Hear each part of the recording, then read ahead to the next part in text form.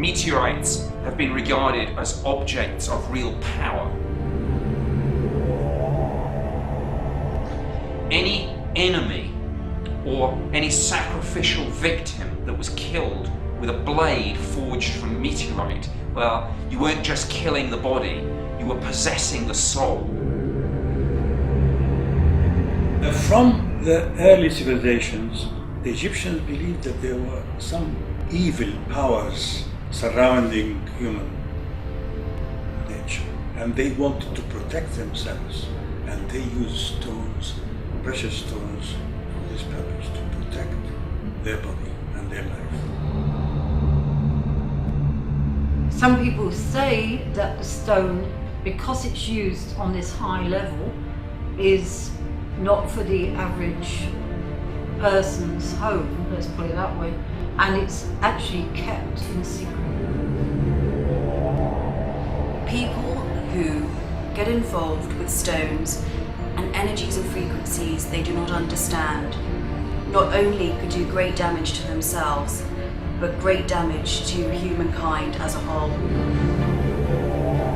Since time immemorial, stones have been used as a vehicle gaining possession of a person's soul.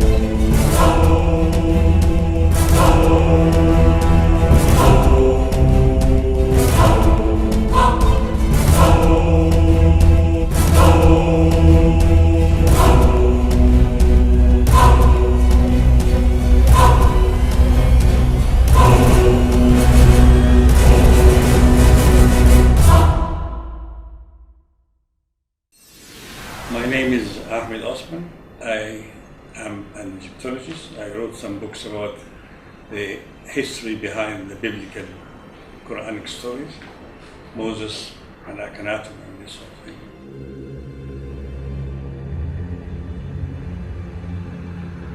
Egyptian civilization was the first human civilization to be established on stone.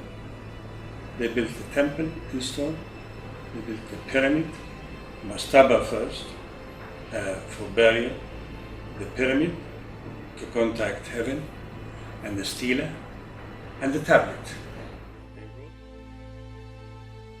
From the very early history, from about 5,000 years ago, they realized that there is some kind of power, magical power, to some specific kind of stones.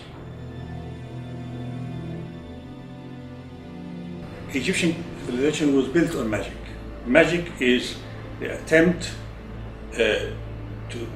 when they realize there are some powers. These powers are hidden. Nobody can see it, but they can sense it. And they wanted to deal with some good powers and some evil powers. And they had to deal with both. So to protect themselves from the evil powers, they thought to use some specific kind of stones, precious stones. They have in Sinai some turquoise mines of turquoise. So this is the first stone they used, the turquoise, blue to green kind of. And they used to make it into amulets and jewelry. in an ankhs shape or beetle scarab shape, and they thought that this is, I mean, they wear it from the time of birth until they die, and when they die, they even cover the mummy with this. And they thought that this lapis lazuli, emerald, and turquoise, these stones have a power to protect against evil.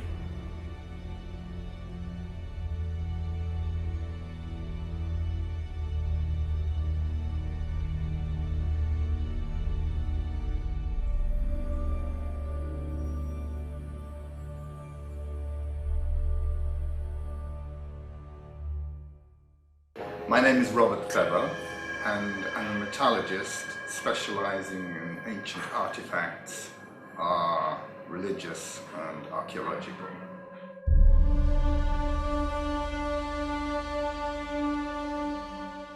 When you look at the importance of stone throughout history, back from pre-Stone Age, pre-10,000 BC, you find that stones have played a magnificent, important role throughout civilization. You can trace the ascent of humankind through the exploitation of materials from the earth, beginning with stone 10,000 years ago, and moving on to copper and bronze and iron, stainless steel and silicon, the space age material. And silicon itself is another form of stone. Precious stones like diamonds, the most valuable, and the hardest material known on Earth, Buckminster fullerene nanotube carbon. Now I say on Earth because there have been examples of nanotube material discovered in meteorites, which is intriguing because it kind of implies that somewhere out in space there is perhaps, certainly almost certainly, an advanced civilization that has developed nanotube technology. And we've only recently done that in atomic and nuclear physics laboratories.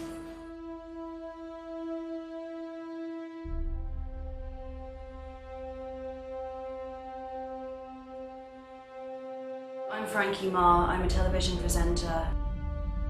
Essentially, I've been interested in the runes for quite some time, and I use them in rune play. They can be used to mirror the subconscious, but I've also been very interested in the history of the runes. There is one particular stone called the Gumarp stone, the rune stone, and this is supposed to be one of the oldest rune stones. It is dated back to 500 to 700 AD. It is so interesting because there is a riddle imprinted on the stone, and legend has it that the right person who approaches this stone in the right way can unlock immense powers.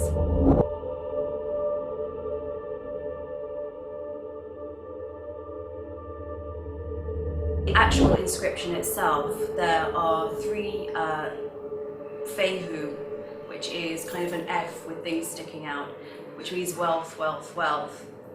But to people who know about this, it doesn't mean actual just material wealth, but esoteric knowledge. And it could be seen as a direct path to God. One of the other inscriptions on the runestone is the Hagal inscription. Hagal, or Hagalaz as it's sometimes known, is incredibly frightening when it comes up in a rune reading to many people. Now on the one hand it symbolizes freedom and liberty and quick acceleration and learning, and on the other it means death. So legend has it that this particular stone was taken to Copenhagen and destroyed in the Great Fire of Copenhagen in 1728. However, a lot of people are now coming forward with esoteric knowledge to say that the stone was never destroyed. Instead, it was taken away by a secret society and still exists today, where people are guarding it. Potentially, they believe that in the wrong hands, this stone could signify an Armageddon of the human soul. The name rune itself means something hidden or something secret. And so for years, many people have been using these runes to mirror something within themselves. People basically use them to mirror their subconscious. They can also be used for fortune telling, which is something I necessarily agree with. The thing is, with any type of material that's used for divination, whether it's the rune stones or the tarot or the I Ching, you are potentially dealing with supernatural forces, and you should be very aware. And most people that use these things are esoterically trained.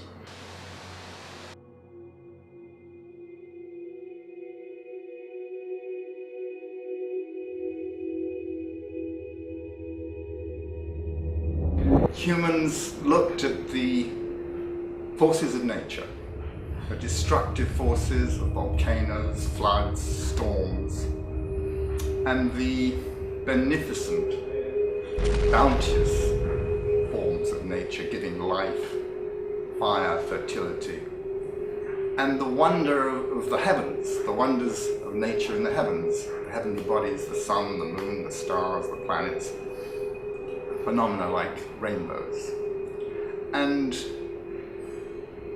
sensing something superior, some supernatural force behind nature. Ancient man erected stone totems, sometimes inscribed, to acknowledge these natural phenomena, these natural forces, and they would appease these forces by sometimes human sacrifice, even child sacrifice, and they would make offerings to gratify the gods, if you like. The Egyptians believed, they were the early people to believe that humans have two dimensions, one physical that vanishes with death, and one spiritual that cannot die. They have to protect the physical body of the person in order to guarantee eternal life. And for this, they need different spells and they need stones. Priests go to study a long time, they study the stars, they study the movement of the stars, and I mean, we don't know exactly. There's something lost of the Egyptian civilization. Why did they do that, really? The earliest conscious evidence of a religious awareness comes about 12,000 years ago with a relatively recent discovery of huge standing stones in Göbekli Tepe in Turkey, which are carved with various animals and other strange symbology, indicating that civilization was 7,000 years earlier even than the Egyptian civilizations, previously taken to be the most advanced. My name's Nick Pope.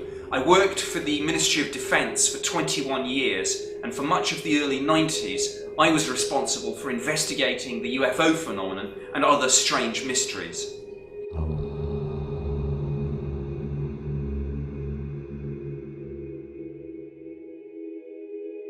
Meteorites have always been venerated as sacred objects. They are the ultimate sacred stones.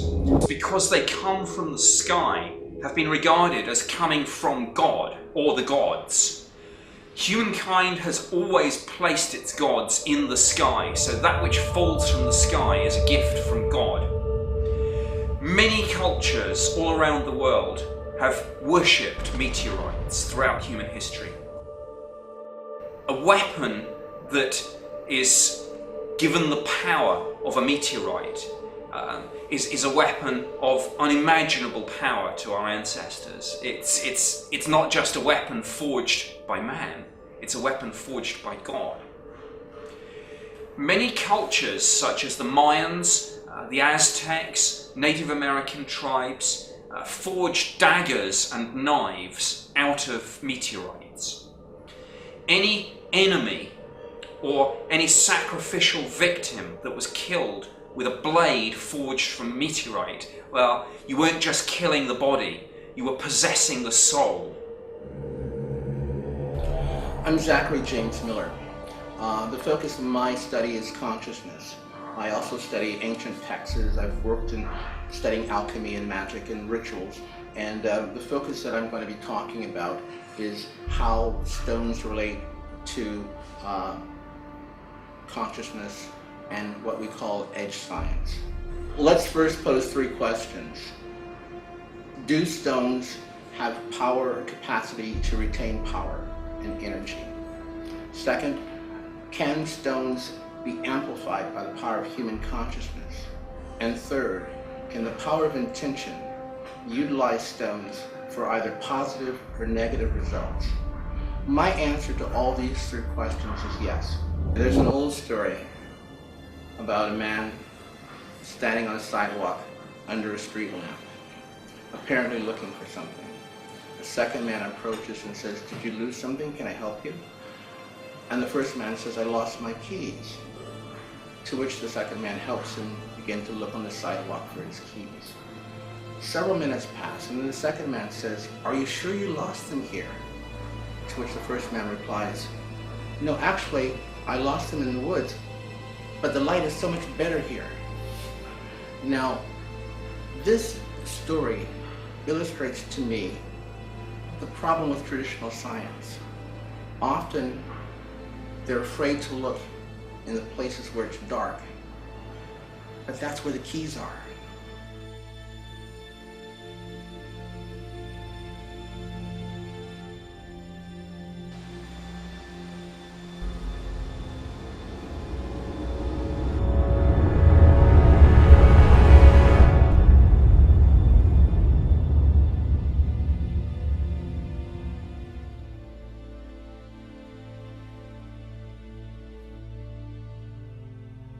Man has always distinguished himself by his use of tools. I look at a lot of the ancient texts and I see tools used, the elements. In the mystery schools, fire, air, earth, water, all these tools are used. And in the Native American tradition, the Lakota, the Hopi, they always talk of stones, the elements and trees. And this is something that's really important that we have left undiscovered. We in science need to rediscover these uses of these traditional tools. Earth, Air, fire, water, earth, air, fire, water, earth, air, fire, water, earth, air, fire. water. Egyptian civilization 5,000 years ago created the Ben stone. Their sort of concept of the earth coming out of the infinite waters as a mound, a pyramid-shaped mound. And that again is reflected in the pyramids themselves on a much larger scale. Pyramids at Giza and right across Egypt, and also across other parts of the world you get pyramid shapes.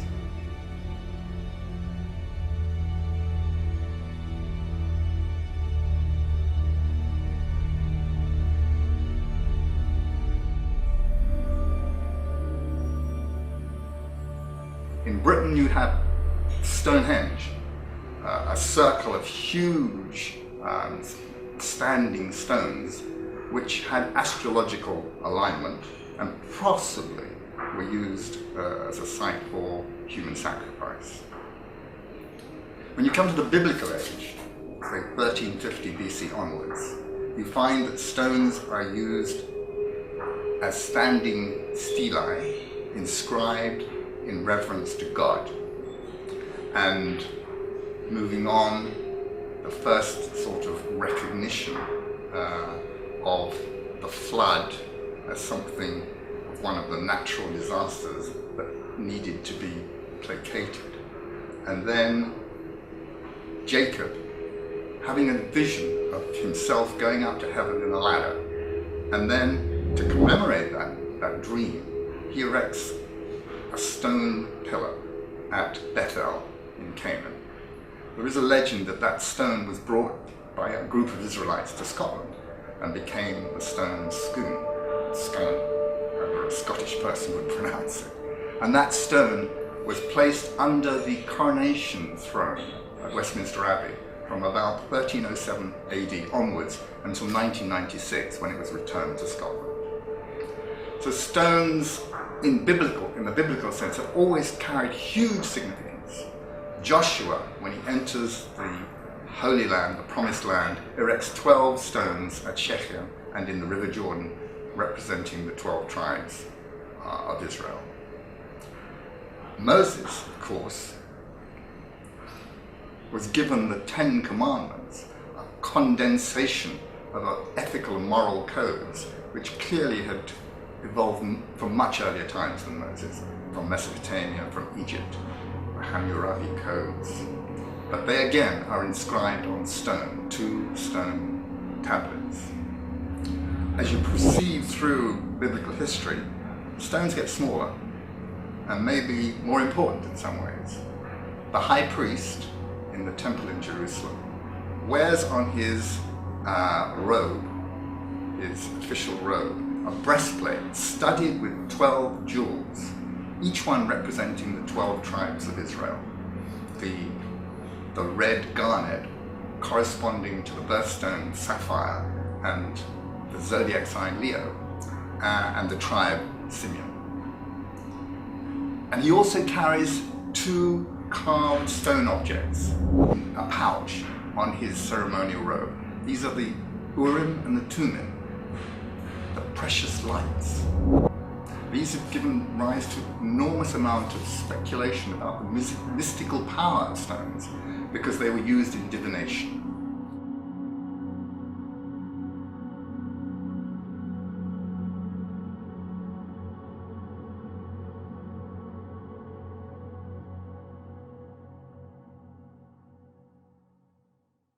I'm a Trees chaplain, and I've written 2 books, City of Secrets and The Portal. The person who was really influential in my Girona time was the custodian of a, let's say, hidden society, which protected ritual documents to do with the Grail, the Holy Grail.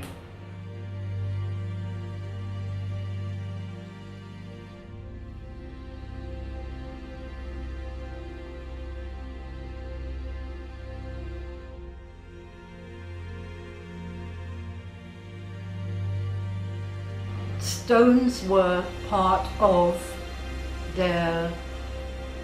had always been part of their ritual. I did witness from outside a ritual in which Jean Cocteau took part, and there was, I could see it through the window of an old house in Girona, and there was a stone present in this, in fact it was like chanting, it was like plain song. It was a chanting that these supplicants were doing, which actually could drive you completely crazy, because it was a relentless, terrible sound that made you want to run away from there. Jose Torres did tell me too that the stones of Girona called to the city what the city needed. So the stones were always vital as part of that life of that ancient city. And he said that the stones could sing. They had a sound that sometimes at certain periods the stones would have this singing sound, and people who would never believe in any of this had actually heard it and said, what is it? So they kept everything very, very tight. So the opposite of, for example, when the Chateau, who puts everything out, they kept everything in. So nobody knew anything. Well, very few people knew. I believe Jose Torres did have a certain power with stones. In a way I don't, incidentally, but I just thought they were stones. So when I first knew him, and we were at the coast in Arenys de Mar, which is very near Girona, he picked up a black pebble and gave it to me as a kind of love gift in a way, and absently I threw it away. You know, I just dropped it, and he picked it up and gave it back to me and said, never throw away your luck. Well, 10 years later, when I'm married and I've got 2 children and I'm completely separate to him, he's back in my past. There's no way I could ever meet him, and I'm being driven to the airport to Barcelona, way away from Girona. I mean, we're going through a small village. The taxi stops and the guy gets out and he says, we need to change the wheel. And so my companion said, well, what's the matter with it? And he said, it's been pierced by a stone. And I get out and it's a black stone. And so we have to wait for the wheel. And it's very hot. There's not a cat in the street. Boiling hot, siesta time. So we cross over into the shade, and there in this side street there's one person leaning against the wall. And who is that person? That's Jose Torres. Von Eschenbach only wrote accounts, historical accounts. He wasn't at all into writing fiction. And he wrote about the Grail and about the stone, the Grail being a stone, and that he'd been to the area, definitely in Girona, in the Pyrenees. And so he said that the Grail was a celestial stone, which had come, a black stone, which had come through to the earth from another dimension.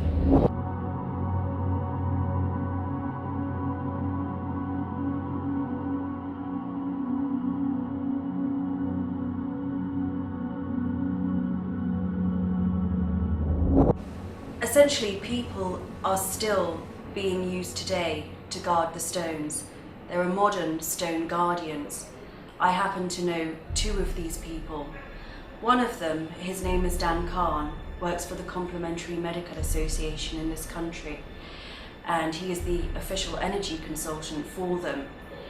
He was actually brought into a jeweler's. This jeweler's was, for a time, given the opportunity to exhibit a crystal skull. It was actually the Margaret Mitchell Hedges skull, and it was being exhibited alongside the new work by Damien Hirst, his diamond skull. The jewelers and many people were extremely concerned and had been tipped off by an esoteric society that exhibiting the two together could have possibly disastrous negative consequences. He was brought in to channel the energy of the skull to make sure that it didn't interact with the actual diamond skull. And this is the type of thing that is still happening today. And the jewelers certainly aren't an esoteric group, but there are some people somewhere that obviously have concerns.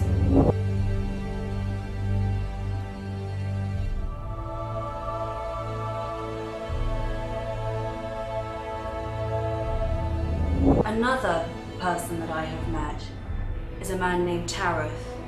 He takes groups of people and they are able to witness him using a vibrational frequency which then emits sounds from solid stone.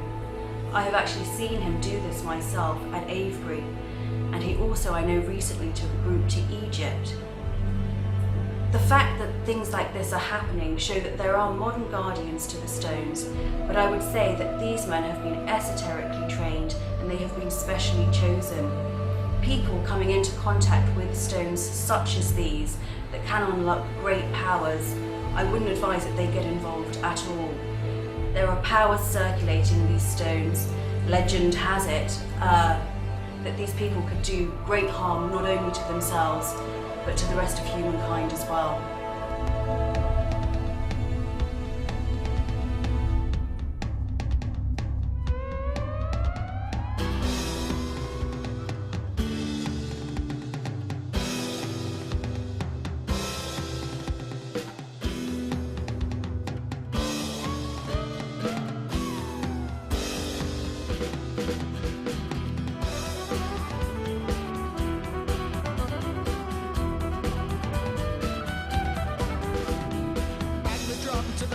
Light. Don't your eyes stay up in the night. Come with me to the woods where they dwell, in a poor man's heaven and a rich man's hell. All God rots in the woodland glen. Summer king is born again. Moon shines down on the world and then Beltane, Beltane.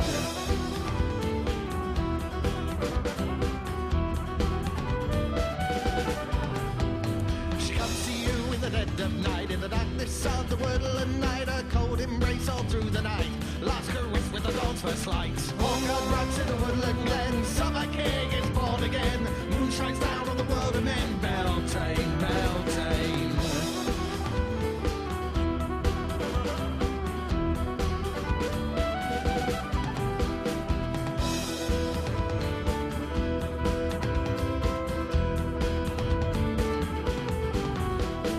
All got rats in the woodland glen. Summer king is born again. Moon shines down on the world of men. Beltane, Beltane.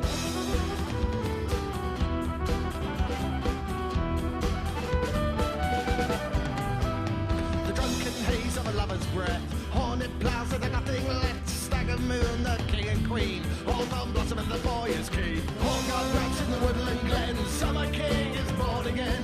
Moon shines down on the world of men. Beltane, Beltane.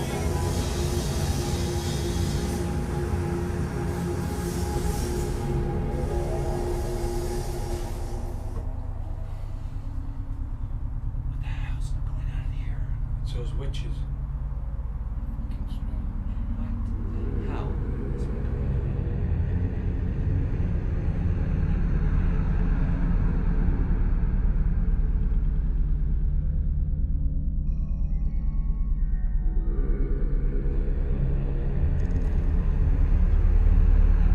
What was it I said before? In the pit, wasn't it? Are you thinking what I'm thinking?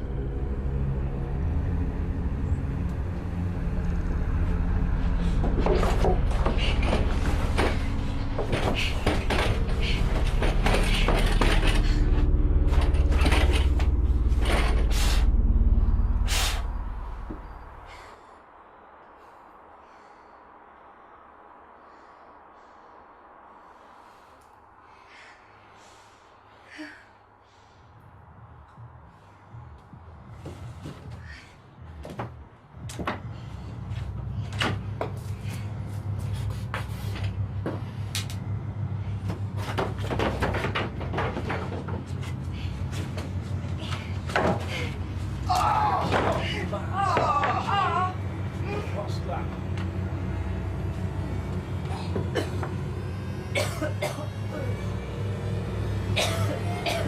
What's that? Oh my god, that's... Oh, fuck.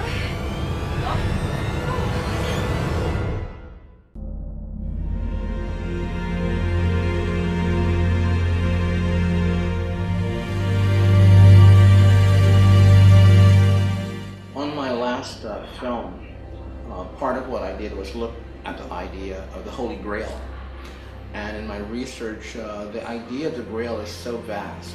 Of course, the most common idea is that it was a cup that Joseph, Arimathea, used to catch the blood of Christ and took to Glastonbury.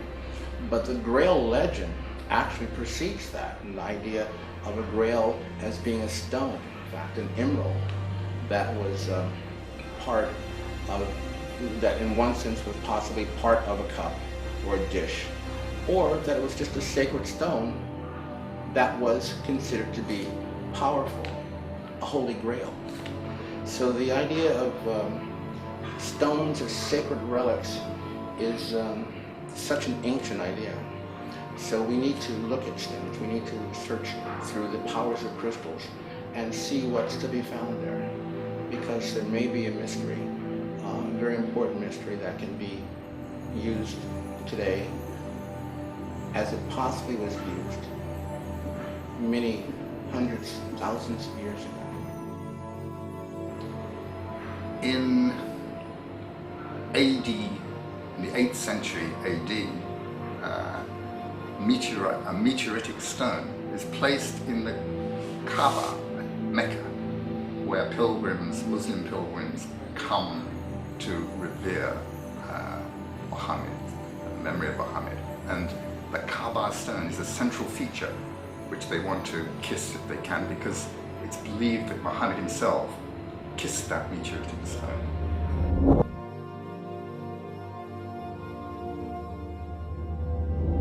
Running parallel with the conventional biblical text is a stream of mystical, gnostic, hidden texts that reveal hidden truths from within the text and from within nature. They were brought together by the Hebrew religion, if you like, in the 2nd century AD by Rabbi Shimeon Bar Yochai.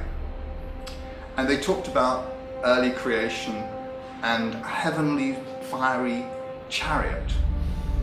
That was the most important initial concept.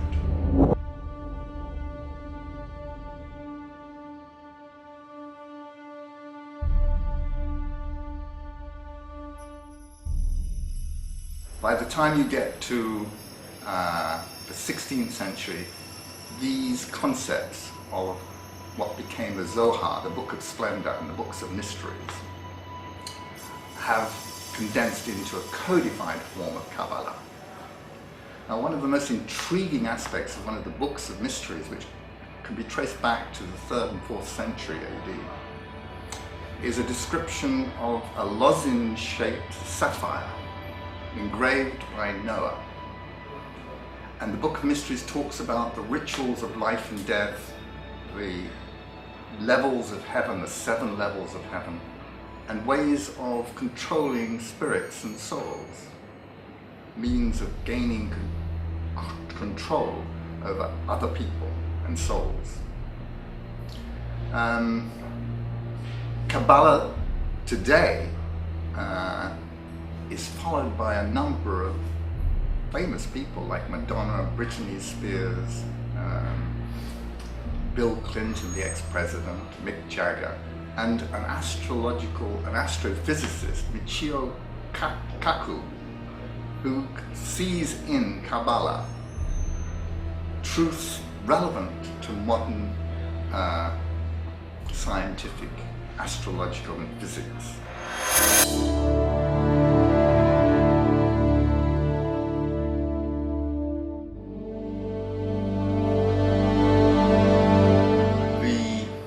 Idea of early Cabala, which is the mystical stream of Judaism, is wrong.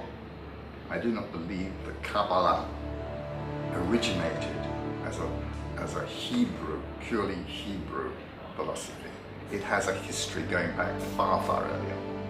In fact, you can see in one of the teachings of Cabala is attaining a higher spiritual level by going up the tree of life, if you like. But also there is a description of the soul of a person hovering above the dead body, the soul, the nefesh, and then another ethereal form of the soul, the ruach, joins the nefesh, and together they go up to heaven as a neshama, and they're freed. 1,000 years earlier than this Kabbalistic this idea, which is probably evolved around about the 2nd century.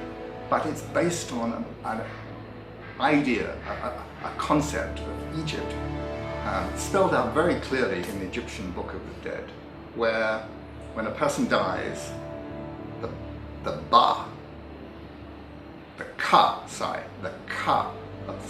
hovers above the body until the Ba comes to join it. Another element of the soul comes to join it, and together they go off to the to the stars in heaven and free. So the Cabala of Egyptian philosophy about the soul is repeated in Cabala. The very name Cabala comes from the Egyptian idea of the soul uniting and going up to heaven.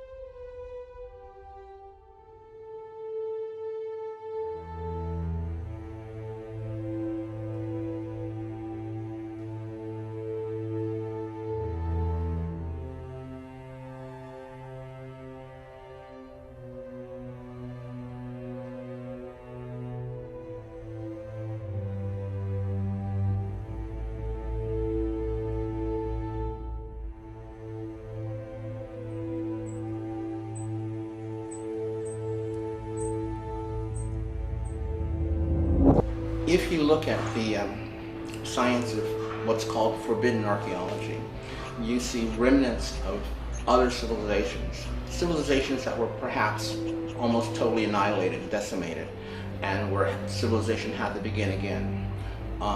There's a lot of information that leads me to believe that perhaps these other civilizations utilize technologies that we don't know anything about, possibly crystal technologies, stone technologies.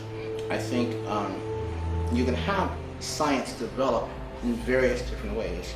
You can have science as we have it, primarily materialistic, mechanically based, or you can have science that's consciously based on your consciousness, or based on crystals or natural elements of plants. I think science has in the past developed in different patterns, and I think that stone crystal technology is one way science developed in a long era before our time.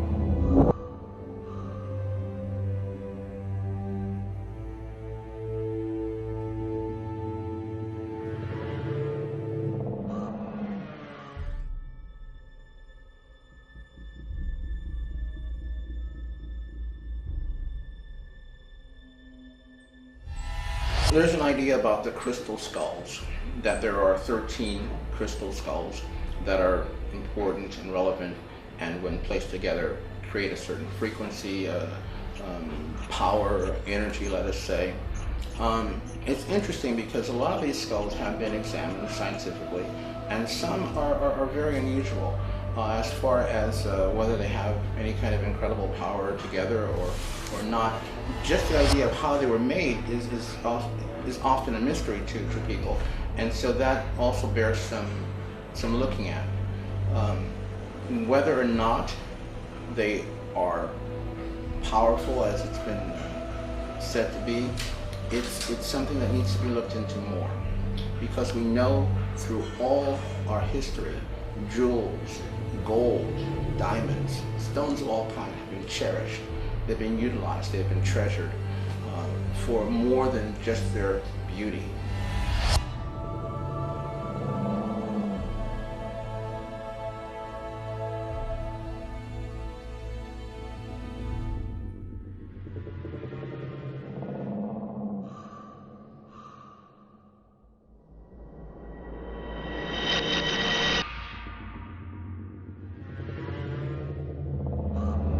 Matter exists not as a solid state, but rather as tendencies and probabilities. So you might say that matter is not as solid as a stone, and stones are perhaps much more than they are perceived to be.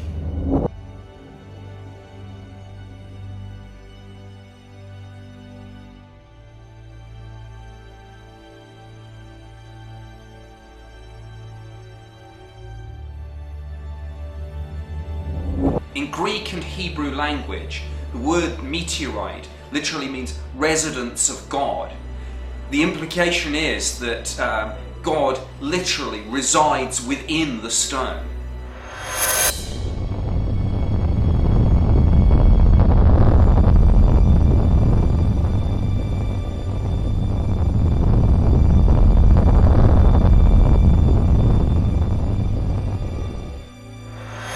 These are divine stones in the sense that they don't just perhaps come from God, but an element of God is actually within the stones themselves.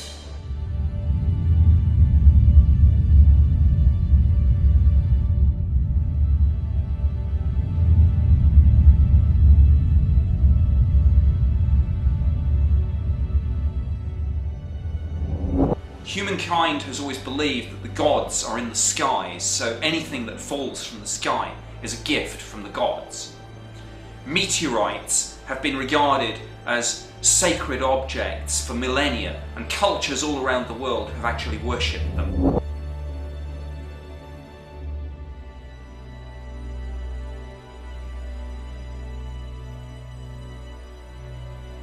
The idea of the heavenly throne chariot, which is one of the first expressions of Cabala in the Zohar, the Book of Splendor, and the Books of Mysteries, the Sofer Haratzim.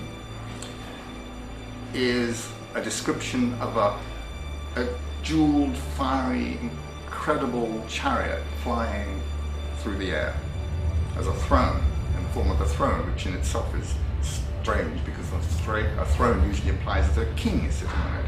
And that description is very similar to the biblical description in Ezekiel in the Bible. And if you look carefully at Ezekiel, you see that he's talking about a real chariot, and he's talking about the heavenly royal throne chariot of Pharaoh Akhenaten. That idea of a heavenly chariot goes back to about 1350 BCE.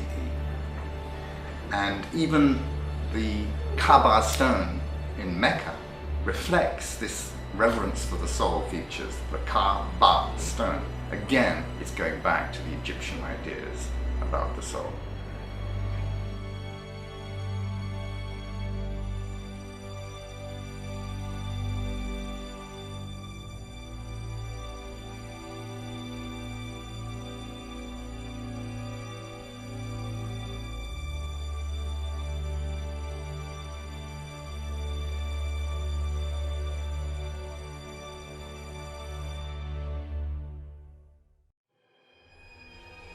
There is a sinister side to Cabala.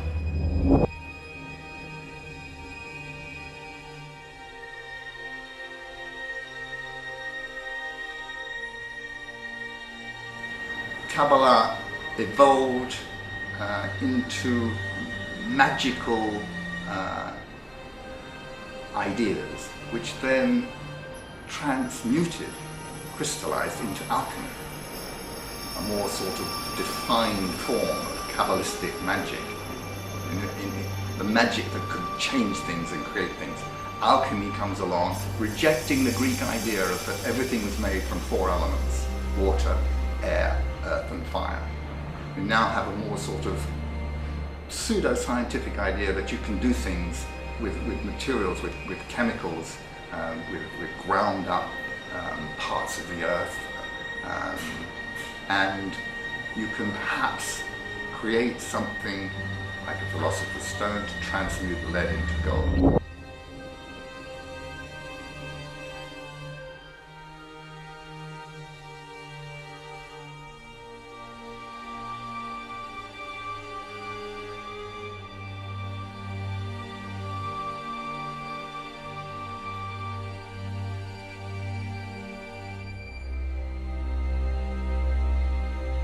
Chemistry is then the child of alchemy, and then chemistry, of course, all the modern sciences. So you can see a stream coming through from very ancient mystical mystery ideas dating back far beyond the Egyptian civilization, perhaps as far beyond to Göbekli Tepe in Turkey, and then coming through as a stream.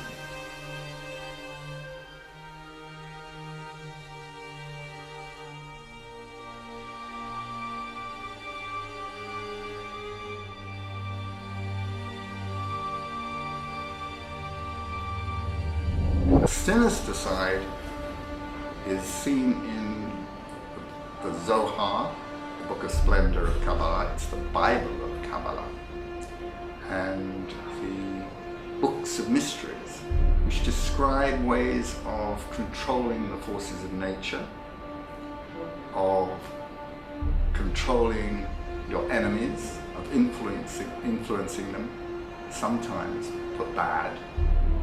It's the same kind of parallel of the Christianized version from the 16th century onwards of Kabbalah, of black magic.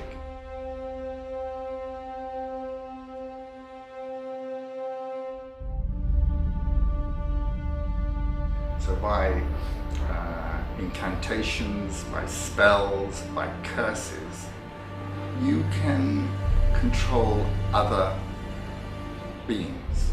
You can conjure up spirits and souls and dibuks. Dibuks, a wandering soul that's lost and cannot rest. Golems, which is a combination of a human and a clay material, some kind of creature made from those 2 elements. And also by using incantations and strange materials, you can gain possession of someone else's soul.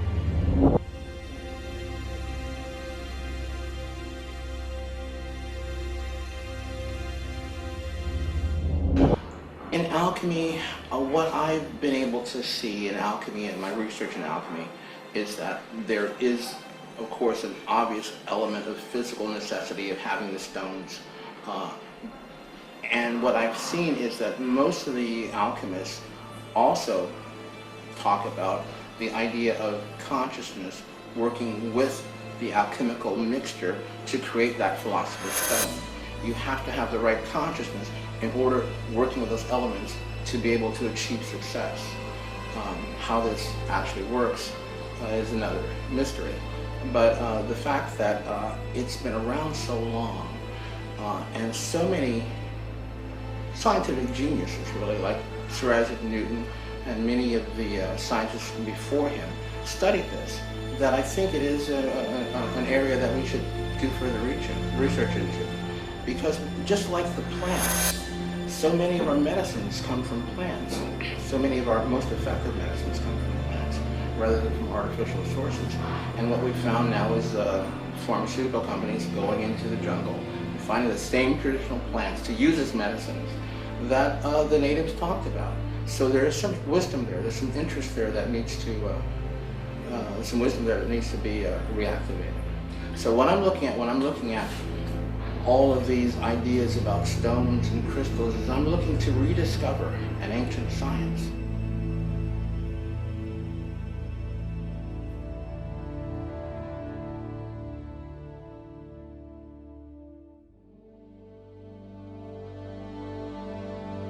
Cabala also has another aspect called gematria, which is the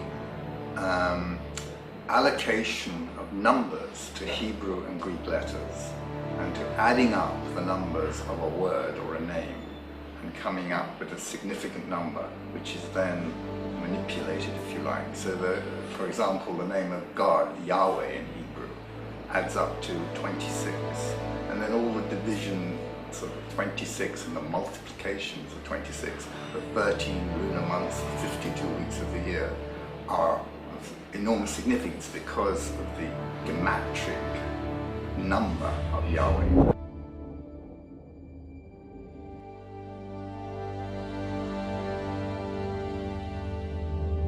In the book of Revelations, you get the sign of the beast adding up to 666.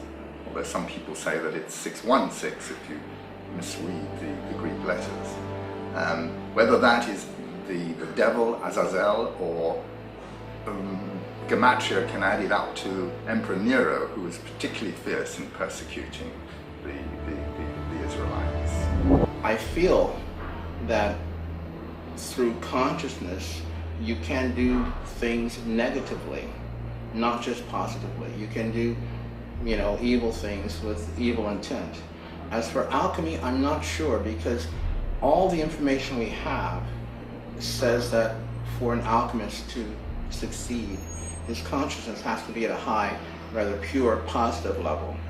And what information we have, those people who have succeeded to a high degree, perhaps I think Flamel succeeded. He may be the only one that we can really know about. Possibly Fulcanelli, if there was a Fulcanelli. That's still a mystery. But I think there are a lot of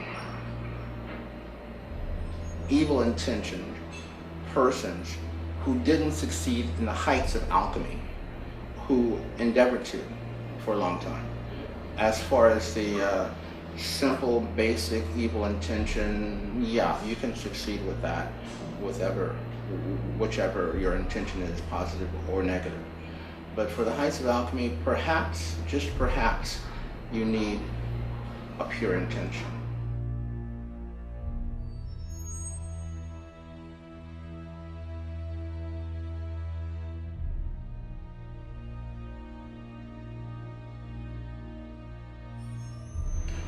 As far as meteors are concerned and the stones that fall from the sky, that's another a very, very interesting possibility. I've often felt that we need to investigate the idea that perhaps the planet was seeded by life forms that fell to Earth from meteors.